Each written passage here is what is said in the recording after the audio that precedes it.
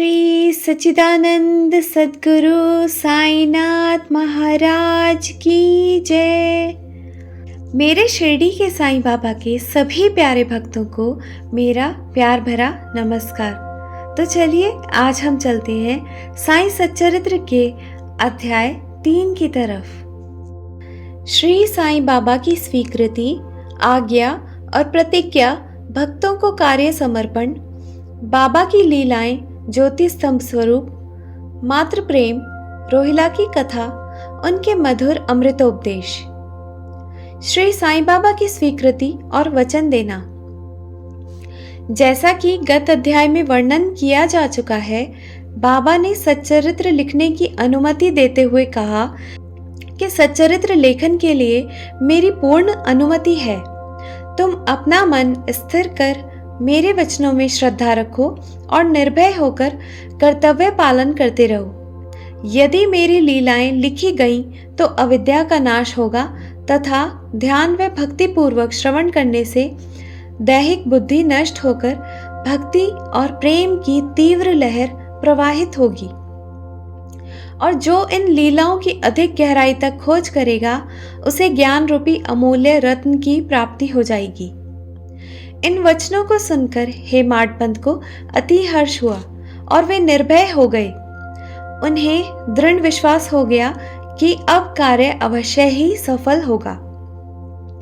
बाबा ने श्यामा की ओर दृष्टिपात कर कहा, जो मेरा प्रेम पूर्वक नाम स्मरण करेगा, मैं उसकी समस्त इच्छाएं पूर्ण कर दूंगा। उसकी भक्ति में उत्तरोत्तर वृद्धि होगी। जो मेरे चरित्र और कृत्यों का श्रद्धा पूर्वक गायन करेगा, उसकी मैं हर प्रकार से सदैव सहायता करूंगा। जो भक्तगण हृदय और प्राणों से मुझे चाहते हैं, उन्हें मेरी कथाएं श्रवण कर स्वभावतः प्रसन्नता होगी। विश्वास रखो कि जो कोई मेरी लीलाओं का कीर्तन करेगा, उसे परमानंद और चिर संतोष की उपलब्धि हो जाएगी। यह मेरा वैशिष्ट्य है कि जो कोई अनन्य भाव से मेरी शरण आता है, जो श्रद्धा पूर्वक मेरा पूजन, निरंतर स्मरण और मेरा ही ध्यान किया करता है, उसको मैं मुक्ति प्रदान कर देता हूँ। जो नित्य प्रति मेरा नाम स्मरण और पूजन कर मेरी कथाओं और लीलाओं का प्रेम पूर्वक मनन करते हैं, ऐसे भक्तों में सांसारिक वासनाएं और अज्ञान रूपी प्रवृत्तियां कैसे ठहर सकती हैं? मैं उन्हें मृत्यु के मुख से बचा लेता हूं। मेरी कथाएं श्रवण करने से मुक्ति हो जाएगी। अतः मेरी कथाओं को श्रद्धा पूर्वक सुनो, मनन करो। सुख और संतोष प्राप्ति का सरल मार्ग यही है। इससे श्रोताओं के चित्त को शांति प्राप्त होगी, और जब ध्यान प्रगाढ़ और विश्वास दृढ़ हो जाएगा, तब अखंड चैतन्यग्न से अभिन्नता प्राप्त हो जाएगी। केवल साईं साईं के उच्चारण मात्र से ही उनके समस्त पाप नष्ट हो जाएंगे। भिन्न भिन्न कार्यों की भक्तों को प्रेरणा। भगवान अपने किसी भक्त को मंदिर, मठ, किसी को नदी के तीर पर घाट बनवाने, किसी को तीर्थ पर्यटन करने और किसी को भगवत कीर्तन करने एवं भिन्न भिन्न कार्य करने की प्रेरणा देते हैं।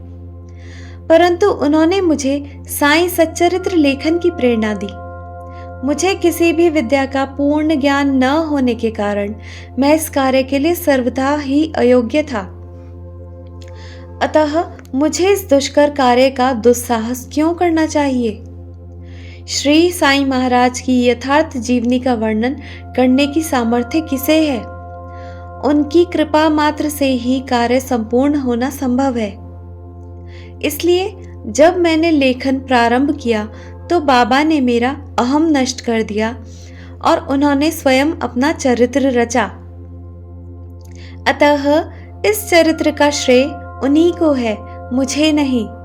जन्मतः ब्राह्मण होते हुए भी मैं दिव्य चक्षुविहीन था। अतः साईं सच्चरित्र लिखने में सर्वथा अयोग्य था।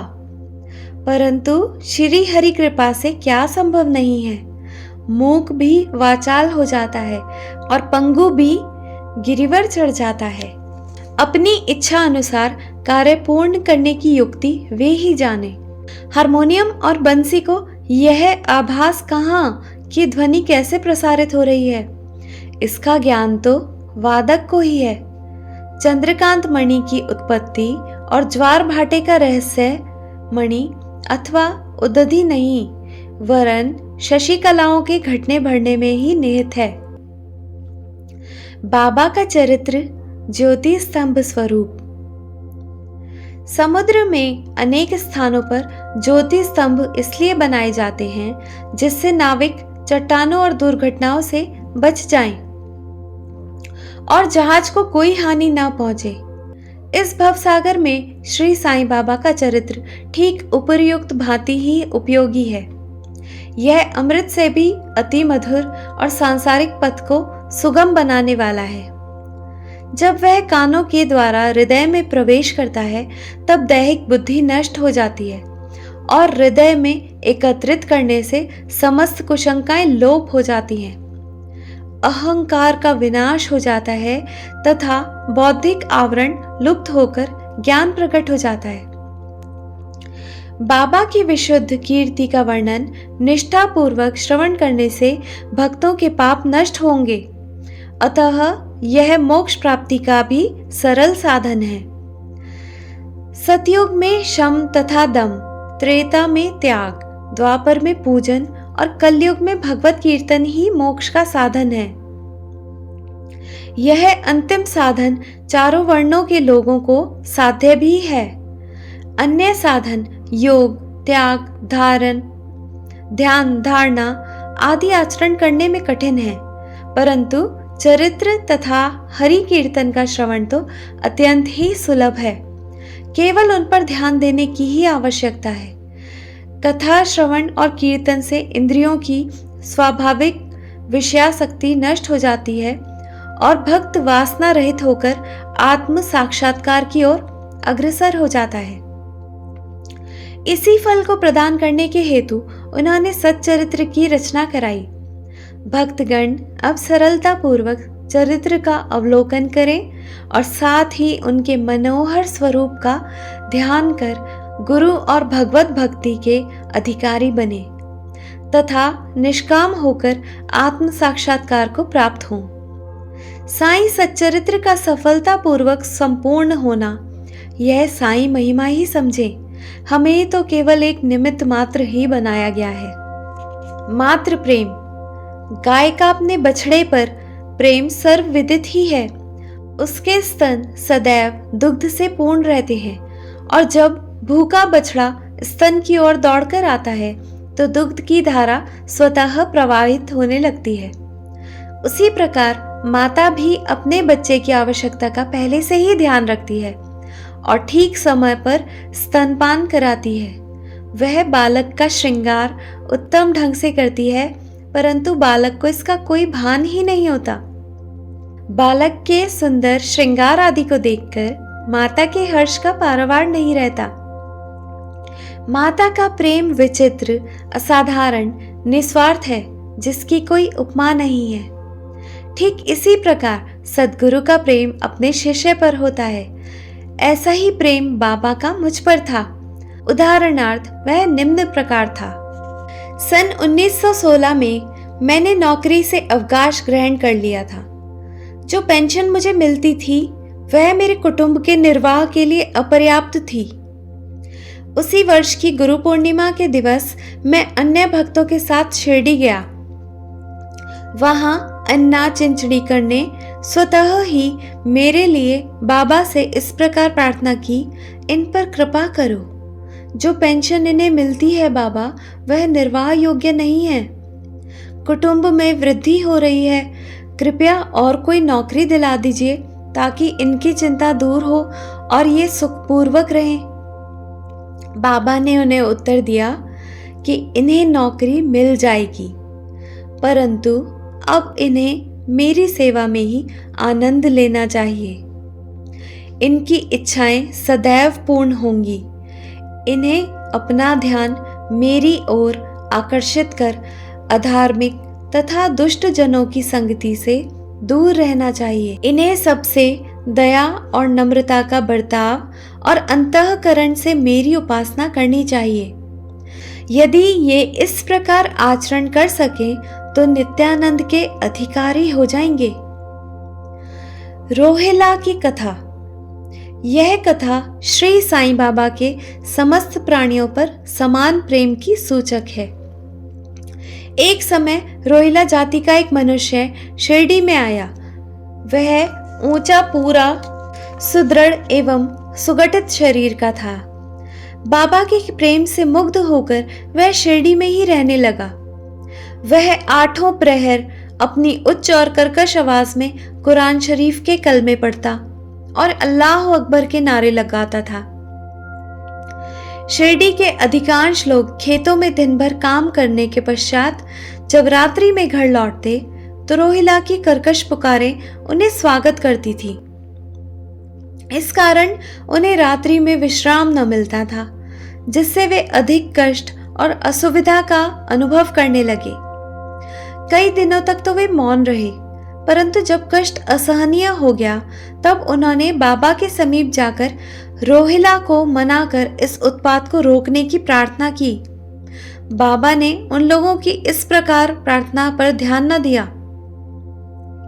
इसके विपरीत गांव वालों को आड़े हाथों लेते हुए बोले कि वे अपने कार्य पर ही तो ध्यान दे रहा है और रोहिला की ओर आप लोग ध्यान न दें। बाबा ने उनसे कहा कि रोहिला की पत्नी बुरे स्वभाव की है और वह रोहिला को तथा मुझे कष्ट पहुंचाती है, परंतु वह उसके कलमों के समक्ष उपस्थित होने का साहस करने में असमर्थ है और इसी कारण वह शांति और सुख में है। यथार्थ में रोहिला की कोई पत्नी न थी। बाबा का संकेत केवल कुविचारों की ओर था, बुरे विचारों की ओर था। अन्य विषयों की अपेक्षा बाबा प्रार्थना और ईश आराधना को महत्व देते थे। अतः उन्होंने रोहिला के पक्ष का समर्थन कर ग्रामवासियों को शांतिपूर्वक थोड़े समय तक उत्पात सहन करने का परामर्श दिया। बाबा के मधुर अमृतोपदेश। एक दिन दोपहर की आरती के पश्चात भक्तगण अपने घरों को लौट रहे थे। तब बाबा ने निम्नलिखित अति सुंदर उपदेश दिया। तुम चाहे कहीं भी रहो, जो इच्छा हो सो करो, परंतु यह सदैव स्मरण रखो कि जो कुछ तुम करते हो वह सब मुझे ज्ञात है। मैं ही समस्त प्राणियों का प्रभु और घट घट में व्याप्त हूं। मेरे ही उदर में समस्त जड़ व चेतन प्राणी समाये हुए हैं। मैं ही समस्त ब्रह्मांड का नियंत्रण करता हूं व संचालक हूं। मैं ही उत्पत्ति, स्थिति व संहार करता हूं। मेरी भक्ति करने वालों को कोई हानि तक नहीं पहुंचा सकता। मेरे ध्यान की उपेक्षा करने वाला माया के पाश में फंस जाता है। समस्त जंतु, चींटियां तथा दृश्यमान, परिवर्तनमान और स्थायी विश्व मेरे ही स्वरूप हैं। तुझे नौकरी मिल जाएगी। बाबा के इन वचनों का विचार मेरे मस्तिष्क में बार बार चक्कर काटने लगा। मुझे विचार आने लगा, क्या सचमुच ऐसा घटित होगा? भविष्य की घटनाओं से स्पष्ट है कि बाबा के वचन सत्य निकले और मुझे अल्पकाल के लिए नौकरी मिल गई। इसके पश्चात मैं स्वतंत्र होकर एक चित्त से जीवन पर्यंत बाबा की ही सेवा करता रहा। इस अध्याय को समाप्त करने से पूर्व मेरी पाठकों से विनम्र प्रार्थना है कि वे समस्त बाधाएं जैसे आलस्य, निद्रा, मन की चंचलता व इंद्रिय आसक्ति दूर कर एक चित्त हो अपना ध्यान बाबा की लीलाओं की ओर दें और स्वाभाविक प्रेम निर्माण कर भक्ति रहस्य को जाने तथा अन्य साधनाओं में व्यर्थ श्रमित ना हो।